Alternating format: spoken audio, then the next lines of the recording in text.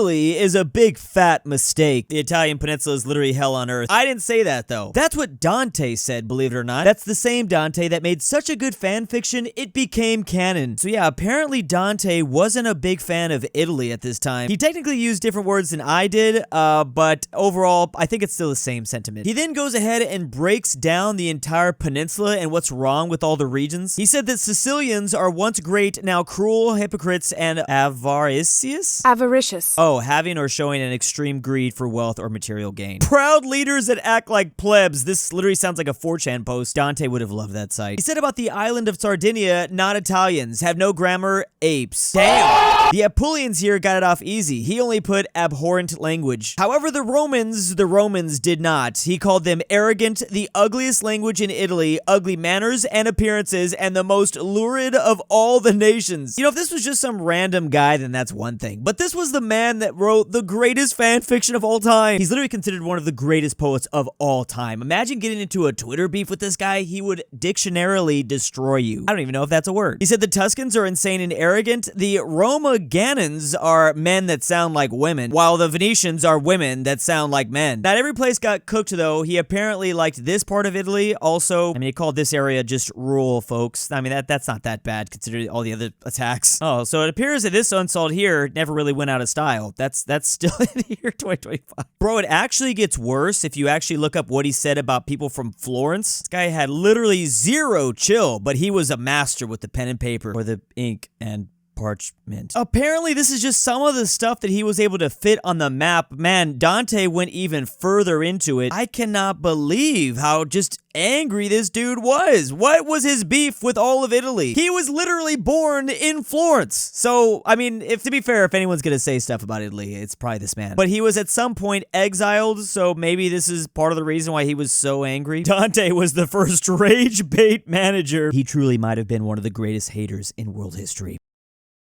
Speaking of haters, though, the Rectangle in Russia were certainly haters of Poland, am I right? But you can make them all one big happy family by visiting Makeshift down below and getting the whole gang. Remember, you do get a discount if you buy all 3. That link's down below, but like all these other plushies, time is running out slowly but surely. Imagine you live in the 18th century and your favorite artist of all time just dropped the hottest new album of the summer. Not only that, but then he announced a tour. He would be coming to a town near you somewhere. Oh, shit! I like that! Okay! He don't miss! We're talking Mozart here, who probably would have been everyone's #1 artist on everyone's Spotify rap at this time. Bro, his name was Wolfgang. Like, that goes so hard. Why isn't there an artist named Lil Wolfgang or something? So this was actually a 3-year tour Mozart did throughout Europe, which at this time, this was basically a world tour for the most part. I mean, remember, no matter the musician, they're all really, really bad at geography. So this was Mozart's 3-year world tour. He started somewhere, I believe, in London. Then we could follow the red line down, making 2 very small stops in northern France, then going to Belgium and the Netherlands. Big one, that was probably a huge show in Amsterdam. Then going back to Belgium, which is in Liège, then going deeper into France.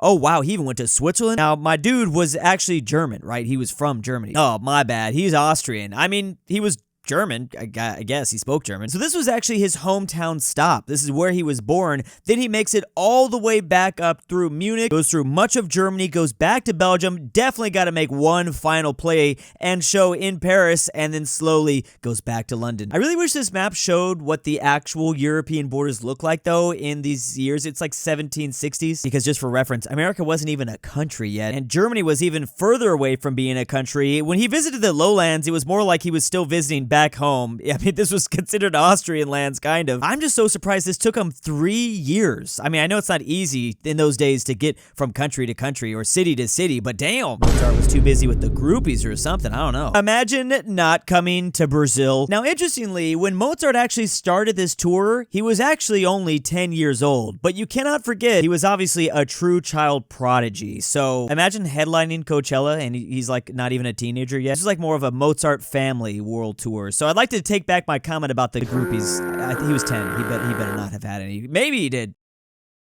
Yo, but speaking of famous dead singers, though, the highest earning deceased celebrities of 2025, Michael is still killing it. He made $105 million. Bro's been dead for 20 years. Okay, more like 16, but close enough. People just do not care about the controversy, do they? And then he's probably only gonna make more money next year when his movie comes out. The second highest earning deceased celebrity is actually Dr. Seuss. Man, his family must be rolling in the dough, because damn.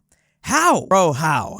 Are we still out here reading Dr. Seuss that much? His family made $85 million off, assuming his book sales? It's gonna sound dumb, but I didn't even realize you could make so much money even after you've passed. Third place is Pink Floyd with $81 million each. So many people talk about how they're gonna have kids and all they need is to have one rich, famous kid and then they're good. No, you as a kid can just hope you have famous parents and you just live off that money forever. I mean, I guess that's kind of generally how things have been working, but the fact that you can still expect income from your parents that have maybe you're even your grandparents, and in terms of millions of dollars. Notorious B.I.G. makes a ton of sense. Biggie, I still be listening to Biggie. Miles Davis, wow. I mean, he's not pulling in that much, but Miles Davis at $21 million. Miles Davis making more than Elvis Presley out here? Again, you gotta consider it's 2025. I'm sure the numbers are always going up and down and up and down. Jimmy Buffett, who just passed away, and he had a whole restaurant chain empire. Bob Marley's still killing it. John Lennon at $12 million. Oh, I like Prince. There we go, Prince. Arnold Palmer, the drink guy, and then Kobe. Where is Kobe making money from? How is Kobe making money? Is this Ghost playing basketball still? I did randomly look up Kobe's net worth the other day. It was like an insane amount. Yeah, $600 million. Wow. Wow, it's just coming from his business ventures and investments. Again, this is just celebrities. There's definitely people that are long gone that are still generating even more income than I think even #1 Michael Jackson. I don't know, the Rockefeller family or something? How much is Mozart making? I thought I was the only one that was gonna make this joke. Yeah, can you imagine Tolkien, the creator of Lord of the Rings, is still making? Honestly, I bet you that chart's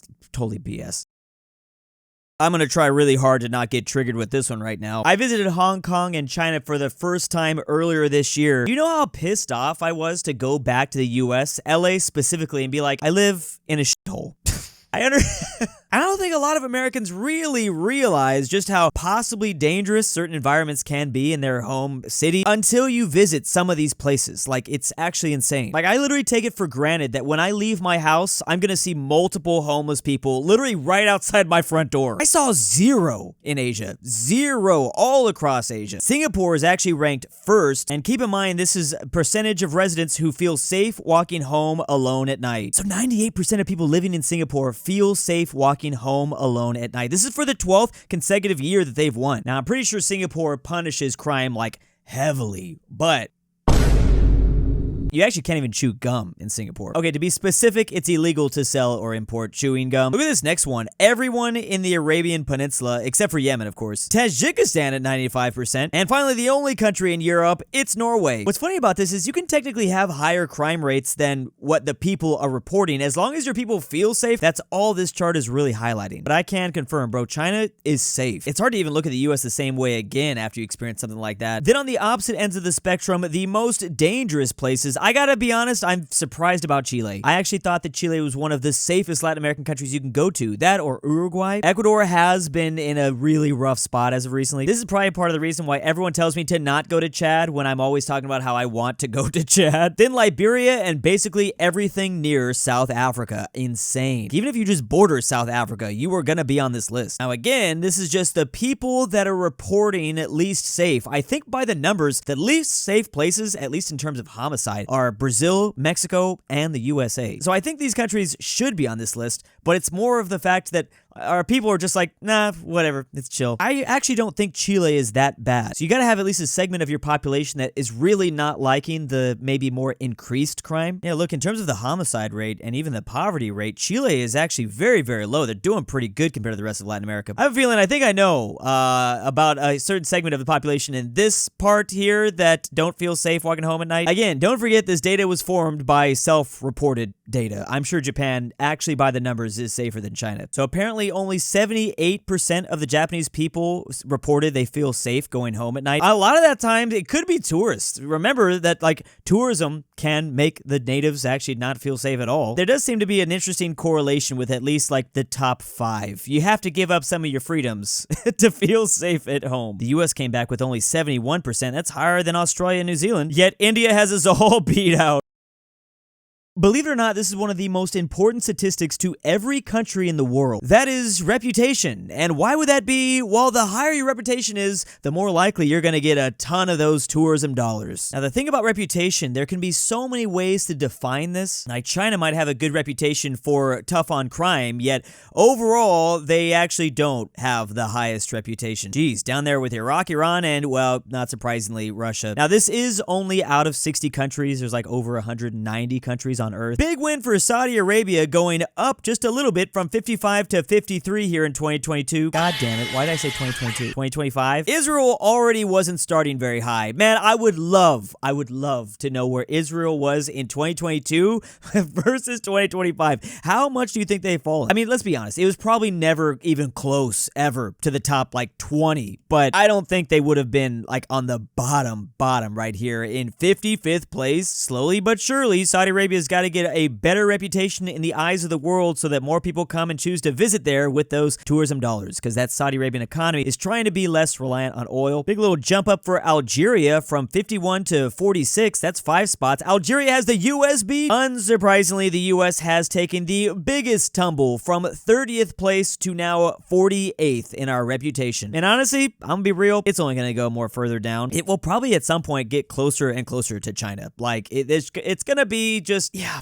I don't know. Now, this has no information on how the data is collected, so, take all this obviously with a grain of salt. But do I believe the US went heavily down in reputation? Oh yeah. To be honest, might even have gone actually further down than just this is showing. Cuba and Venezuela staying in the same spots. Pretty much everyone got to go up a single spot for the most part because the US fell so far down. Mexico went up 2 spots. Ukraine went up from 31 to 26. Why? What is the difference between last year and this year? They're still at war. I mean, I guess the longer they stay at war, people have a better and better reputation of them, better view of them. France and Germany have just swapped spots in the, 20th place, 21st. I'm sorry, but in my own personal view of the UK, their reputation has kind of gone down. Man, they're dealing with so much over there. It seems so chaotic. Like, whenever I think the US is chaos, I'm like, we're not entirely alone out here. The UK also deal with a hugely messy situation. Japan with a huge explosion from 12th place to 8th place. Finland is up from 7 to 5. Unsurprisingly, it's a ton of Nordic countries, Canada and Switzerland.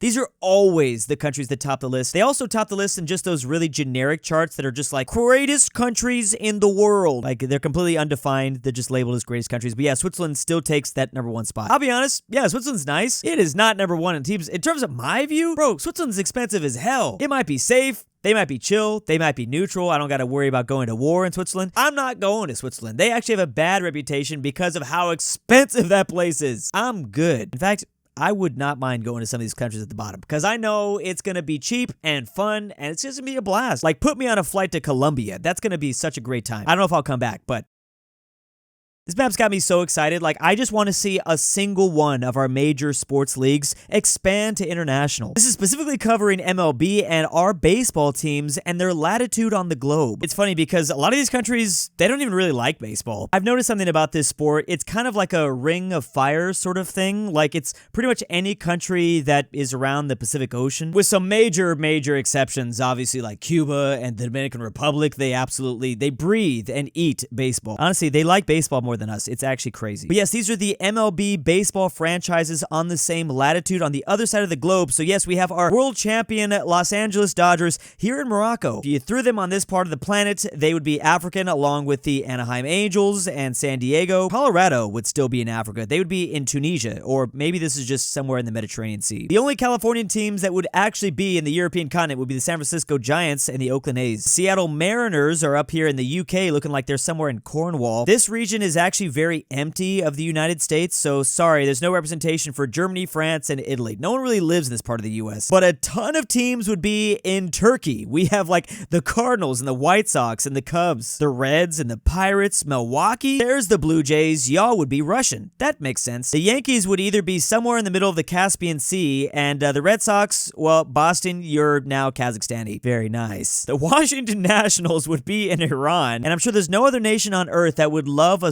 single baseball franchise than Saudi Arabia. But in this example, Saudi Arabia is getting 3. All of these places in the Arabian Peninsula would probably love if the MLB expanded to any of these countries. The Rangers and Houston, they'd be in Libya. It's a complicated thing though. Like I get why the league hasn't done it yet, but I do believe it's going to have to be either the MLB or the NBA. I don't think that the NFL is going to pull the trigger first. First of all, I don't think there's as much interest in the NFL. Internationally speaking, there's tons of interest in NBA. There's a lot of, I guess, talk right now that like NBA is already international. The best players are coming from international. Luka and Jokic and that one really tall French dude. Sorry, I'm leaving out hockey because we're not going to, they can only really expand to Russia. Let's be real. The Scandinavian countries, Nordic countries, and then Russia, they're not going to do that. So I'm waiting. MLB, NBA, do a 40-team league, expand, make like 8 more teams internationally. That's going to be so fun. Although those poor players, like the jet lag, going to be wild. I actually didn't notice the Tel Aviv Braves here. I thought that was Saudi Arabia. The real Twin Cities. It's actually Romania and Bulgaria. And we love how the weather situation for all these teams would be about the same. Basically, it's this map, just like North American cities laid over Europe,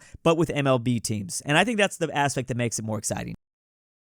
Kids, mom and dad are getting a divorce. Now, some states are having to say that more times than others. Bro, after 2, how do you not just give up? I'm not even at 1 yet. And in California, where I come from, that's pretty normal. Only 2% of all of the population have been married more than 3 times. I mean, not all the population. You have to be at least over the age of 15. Honestly, even 2% is kind of crazy. 2% of everyone over the age of 15 being married 3 times? Okay, actually, I do know like anecdotal evidence of someone that had been married 3 times. Their spouses just kept dying. And, you know, to come to think about it, FBI, we need to investigate that. Is there any instance where being married 3 times is not sus? Okay, I'm sure there's like some rare exceptions, but Arkansas, 7.6% of your population has been married 3 times. I feel like to hit this number 3, you have to get your first marriage out of the way in your teenage years or really early 20s. Just to hit 3, like who's honestly getting married at 30 and then going to do it 2 more times? I feel like you learn from a lot of the mistakes. I think this is actually just a chart of like who gets married at too early of ages. I understand. I've heard that there's lots of benefits for people to get married in their early 20s. I'm good. Everyone else can experiment with that. I'm good. I'm glad I did not get married when I was 18 years old. That would have been a terrible, terrible mistake. There's actually states far lower than just 2% that California has. Look at Massachusetts. Nice job, Massachusetts. Massachusetts is just a big old college state. Like everyone that's going to like a college and university in Massachusetts,